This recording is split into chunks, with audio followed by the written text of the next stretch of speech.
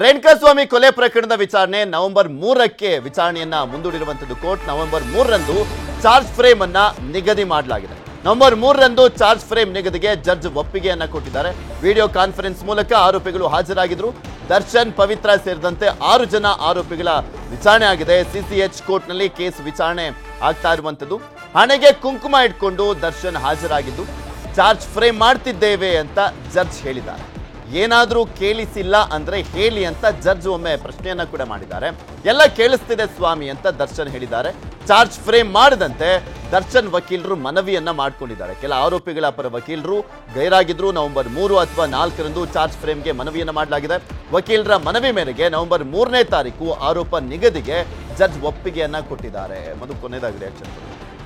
ಅವರು ಸಹಜವಾಗಿ ಈಗ ಒಳಗಡೆ ಬರಲಿಕ್ಕೆ ಅವಾಗ ಒಂದಷ್ಟು ಹಂಗಾಮಗಳನ್ನು ಮಾಡಿಕೊಂಡು ಬಂದರು. ಅದಾದಮೇಲೆ ಏನೇನೆಲ್ಲ ಮಾಡಿದ್ರು ಅನ್ನುವಂಥದ್ದು ಎಲ್ಲರಿಗೂ ಗೊತ್ತಿದೆ. ಆ ಕಾರಣಕ್ಕೆ ಮತ್ತು ವಾಪಸ್ ಒಳಗೆ ಹೋಗಿದ್ದಾರೆ. ಈಗ ಅಲ್ಲಿ ಸರಿ ಇಲ್ಲ, ವ್ಯವಸ್ಥೆ ಸರಿ ಇಲ್ಲ, ಅದು ಇದು ಅಂತ ಏನೆಲ್ಲ ಒಂದಷ್ಟು ಏನು ಅವರು ವಿಚಾರಗಳನ್ನು ಹೇಳಿದ್ರು. ಆದರೆ ಮಾಡಿರುವಂಥ ಹೀನಿಯಸ್ ಕ್ರೈಮು, ಅದರ ಒಂದು ಬ್ಯಾಕ್ಗ್ರೌಂಡು ಎಲ್ಲವನ್ನೂ ನೋಡಿ ಅವರು ಕೂಡ ಈಗ ಅಂದರೆ ಈ ಒಂದು ಸ್ಪೆಷಾಲಿಟಿ ನಮ್ಮನ್ನು ಸ್ಟ್ಯಾಂಡ್ ಔಟ್ ಮಾಡಬೇಕು. ಅದು ವಿಜಯಗೌಡರ ಪ್ರಕರಣ ಇರ್ಬೋದು ಅಥವಾ ಈ ಥರದ್ದು ಇರ್ಬೋದು. ಅಂದರೆ ನಾವು ಸಪ್ರೇಟು ನಾವೇನು ಮಾಡಿದ್ರು ನಡೆಯುತ್ತೆ ಅನ್ನೋದಿದೆಯಲ್ಲ, ಇಂಥದಕ್ಕೆಲ್ಲ ಸರಿಯಾದ ಸೂಕ್ತವಾದಂಥ ಟ್ರೀಟ್ಮೆಂಟ್ ಆದರೆ ಮಾತ್ರ ಬಾಕಿಯವ್ರಿಗೆ ಎಲ್ಲರಿಗೂ ಮಾಡಲಾಗುತ್ತೆ ಅನ್ನೋದಕ್ಕೆ ದರ್ಶನ್ ಅವ್ರ ಪ್ರಕರಣನೂ ಹೌದು. ಅವ್ರಿಗೆ ಕಾಮನ್ ಆಗಿ ಬೇರೆಯವ್ರ ರೀತಿನೇ ಅವರು ಕೂಡ ಅನುಭವಿಸಬೇಕು ಅನ್ನೋಂಥದ್ದು ಗೊತ್ತಾಗ್ತಾ ಇದೆ.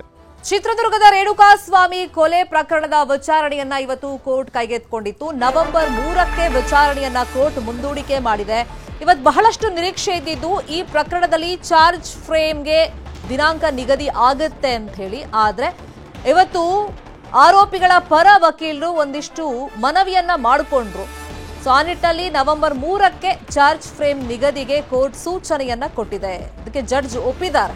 3ನೇ ತಾರೀಕು ಮಾಡಿ ಅಂತೇಳಿ ಆರೋಪಿಗಳ ಪರ ವಕೀಲರು ಕೇಳ್ಕೊಂಡಿದ್ದಕ್ಕೆ ಇನ್ನು ವಿಡಿಯೋ ಕಾನ್ಫರೆನ್ಸ್ ಮೂಲಕ ಆರೋಪಿಗಳು ಹಾಜರಾಗಿದ್ರು. ದರ್ಶನ್, ಪವಿತ್ರ ಗೌಡ ಸೇರಿದಂತೆ 6 ಆರೋಪಿಗಳು ಇವತ್ತು ಹಾಜರಾಗಿದ್ರು. ಸಿಸಿಎಚ್ ಕೋರ್ಟ್ನಲ್ಲಿ ಕೇಸ್ ವಿಚಾರಣೆ.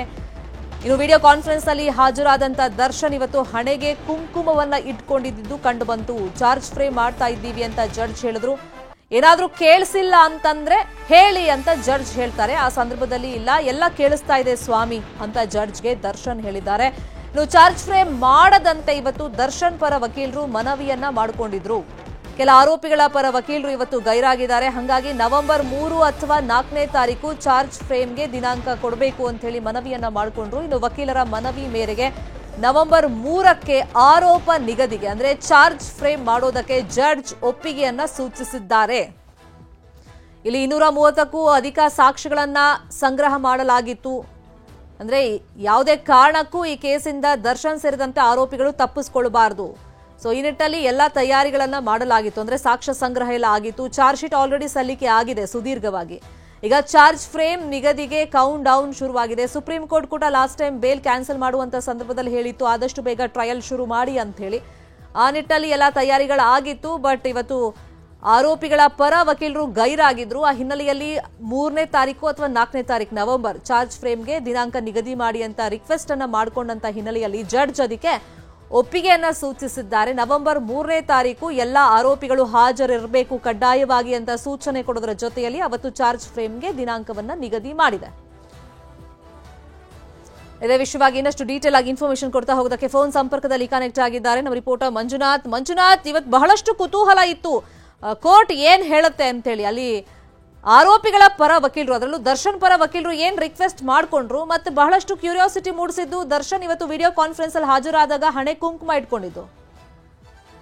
ಖಂಡಿತವಾಗ್ಲೂ ಶರ್ಮಿತಾ, ಇವತ್ತು ಚಾರ್ಜ್ ಫ್ರೇಮ್ ಮಾಡೋದಕ್ಕೆ ದಿನಾಂಕವನ್ನು ನಿಗದಿ ಮಾಡ್ತಾರೆ ಅನ್ನುವಂಥದ್ದು ಎಲ್ಲರೂ ಕೂಡ ಅಷ್ಟೇ ಕುತೂಹಲದಿಂದ ಕಾಯ್ತಿದ್ರು. ಅದರಂತೆ ಕೋರ್ಟ್ ಹಾಲ್ ಕೂಡ ಅಷ್ಟೇ ತುಂಬಿತ್ತು. ಈ ಸಂದರ್ಭದಲ್ಲಿ ಆರಂಭದಲ್ಲಿ ಆರೋಪಿಗಳೆಲ್ಲರನ್ನೂ ಕೂಡ ಅಷ್ಟೇ ವಿಸಿ ಮೂಲಕವಾಗಿ ಹಾಜರುಪಡಿಸ್ತಾರೆ. ಯಾರೆಲ್ಲ ಪರಪ್ಪನ ಅಗ್ರಹಾರದಲ್ಲಿದ್ದಾರೆ ಅವರೆಲ್ಲರೂ ಕೂಡ ವಿಡಿಯೋ ಕಾನ್ಫರೆನ್ಸ್ ಮೂಲಕ ಹಾಜರಾಗ್ತಾರೆ. ಅದರಂತೆ ದರ್ಶನ್ ಫಸ್ಟ್ ಇವತ್ತು ಬೆಳಿಗ್ಗೆನೆ ಎದ್ದು ದೇವರ ಪೂಜೆಯನ್ನ ಮಾಡಿಕೊಂಡು ಹಣೆಗೆ ಕುಂಕುಮ ಇಟ್ಕೊಂಡು ಕೂಡ ಬಂದಿದ್ರು. ಕಳೆದ 2 ವಿಸಿಗಳಲ್ಲಿ ಕೂಡ ನಾವು ಗಮನಿಸಿದ್ರೆ ದರ್ಶನ್ ಎಲ್ಲೋ ಒಂದು ಕಡೆ ದೇವರ ಮೋರೆ ಹೋಗ್ತಿರುವಂತದ್ದು, ಪರಪ್ಪನ ಅಗ್ರಹಾರದಲ್ಲಿರೋ ದೇವರನ್ನ ಪೂಜೆ ಮಾಡಿಕೊಂಡು ಅಲ್ಲಿ ಕುಂಕುಮನ್ನ ಇಟ್ಕೊಂಡು ಎಲ್ಲವೂ ಒಳ್ಳೇದಾಗ್ಲಿ ಅಂತ ಹೇಳಿ ಇವತ್ತು ವಿಸಿ ಮೂಲಕ ಹಾಜರಾದಂತ ಸಂದರ್ಭದಲ್ಲಿ ಜಡ್ಜ್ ಕೂಡ ಅಷ್ಟೇ ಕೇಳ್ತಾರೆ ಚಾರ್ಜ್ ಫ್ರೇಮ್ಗೆ ದಿನಾಂಕವನ್ನ ನಿಗದಿ ಮಾಡ್ತಾ ಇದ್ದೀನಿ ನಾನು ಅಂತಾನು ಕೂಡ ಹೇಳ್ತಾರೆ. ಹೇಳ್ತಾರೆ. ಈ ಸಂದರ್ಭದಲ್ಲಿ ದರ್ಶನ್ ಪರ ವಕೀಲರಾದಂತಹ ಸುನಿಲ್ ಅವರು ಅಬ್ಜೆಕ್ಷನ್ ಹೇಳ್ತಾರೆ. ಯಾಕಂದ್ರೆ ಆರೋಪಿಗಳು ಫಿಸಿಕಲಿ ಇರಬೇಕು, ಯಾವುದೇ ಒಂದು ಚಾರ್ಜ್ ಟೈಮ್ಗೆ ದಿನಾಂಕವನ್ನು ನಿಗದಿ ಮಾಡಬೇಕು ಅಂದ್ರೆ ಫಿಸಿಕಲ್ ಆಗಿ ಎಲ್ಲರೂ ಕೂಡ ಹಾಜರಾಗಿರ್ಬೇಕು.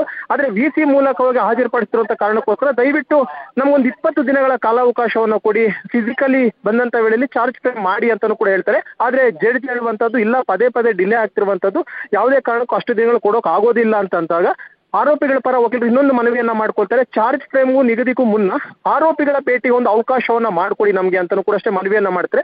ಆ ಮನವಿಯಂತೆ ಜೈಲಾಧಿಕಾರಿಗಳು ಜಡ್ಜ್ ಅಲ್ಲೇ ಸೂಚನೆಯನ್ನ ಕೊಡ್ತಾರೆ. ನಾಳೆ ಆರೋಪಿಗಳ ಪರ ವಕೀಲರು ಆರೋಪಿಗಳನ್ನ ಭೇಟಿ ಮಾಡೋದಕ್ಕೆ ಅವಕಾಶ ಮಾಡಿಕೊಟ್ಟಿದ್ದಾರೆ. ಜೊತೆಗೆ ದರ್ಶನ್ನ ಭೇಟಿಗೂ ಕೂಡ ಅಷ್ಟೇ ವಕೀಲರಿಗೆ ಅವಕಾಶ ಮಾಡಿಕೊಟ್ಟಿದ್ದಾರೆ. ನಾಳೆ ಆದಂತಹ ಬಳಿಕ ನವೆಂಬರ್ 3ನೇ ತಾರೀಕಿನಂದು ಎಲ್ಲಾ ಆರೋಪಿಗಳು ಕೂಡ ಅಷ್ಟೇ ಖುದ್ದಾಗಿ ಹಾಜರಾಗಿರಬೇಕು. ಯಾಕಂದ್ರೆ ಇವತ್ತು ಇಬ್ರು ಜನ ಆರೋಪಿ ನಂಬರ್ 16 ಮತ್ತು 17 ಇಬ್ರು ಕೂಡ ಅಷ್ಟೇ ಆಬ್ಸೆಂಟ್ ಇದ್ರು. ಅವ್ರಿಗೂ ಕೂಡ ಅಷ್ಟೇ ಗರಂ ಆಗ್ತಾರೆ. ಯಾಕಂದ್ರೆ ಚಾರ್ಜ್ ಫ್ರೇಮ್ ಇವತ್ತು ನಿಗದಿ ಮಾಡ್ತೀವಿ ಅಂತ ಹೇಳಿದ್ರು ಕೂಡ ಅಷ್ಟೇ ಯಾಕೆ ಬಂದಿಲ್ಲ, ನಾನು NBW ಇಶ್ಯೂ ಮಾಡ್ತಾ ಇದ್ದೀನಿ ಅಂತ ಹೇಳ್ತಾರೆ. ಆದ್ರೆ ಆರೋಪಿಗಳ ಪರ ವಕೀಲರು ಇಲ್ಲ, 3 ಗಂಟೆ ವೇಳೆಗೆ ನಾವು ಅವರನ್ನ ಹಾಜರುಪಡಿಸ್ತೀವಿ, ಜೊತೆಗೆ ನವೆಂಬರ್ 3ನೇ ತಾರೀಕಿನಂದು ಚಾರ್ಜ್ ಫ್ರೇಮ್ ನ ನಿಗದಿ ಮಾಡೇ ಮಾಡ್ತೀನಿ, ಜೊತೆಗೆ ಟ್ರಯಲ್ ನ ದಿನಾಂಕವೂ ಕೂಡ ಅಷ್ಟೇ ಅವತ್ತೇ ನಿಗದಿ ಆಗುತ್ತೆ. ಆ ಒಂದು ಕಾರಣಕ್ಕೋಸ್ಕರ 3ನೇ ತಾರೀಕಿನಂದು ಯಾರೆಲ್ಲ ಫಿಸಿಕಲಿ ಬಂದಿಲ್ಲ ಅಂತಂದ್ರೆ ಇಮಿಡಿಯೇಟ್ ಆಗಿ ನಾನ್ ಬೇಲೆಬಲ್ ವಾರೆಂಟ್ ಅನ್ನು ಕೂಡ ಇಶ್ಯೂ ಮಾಡ್ತೀವಿ ಅಂತ ಹೇಳಿದ್ರು. ಒಟ್ಟಿನಲ್ಲಿ ನವೆಂಬರ್ 3ನೇ ತಾರೀಕಿನಂದು ಚಾರ್ಜ್ ಫ್ರೇಮ್ ನ ದಿನಾಂಕದೊಂದಿಗೆ ಟ್ರಯಲ್ ಡೇಟ್ ಕೂಡ ಅಷ್ಟೇ ಅವತ್ತೇ ಗೊತ್ತಾಗಲಿರುವಂತಹದ್ದು. ಶರ್ಮಿತಾ, ಕಾದ್ ನೋಡೋಣ ಮುಂದೇನಾಗುತ್ತೆ. Thank you Manju.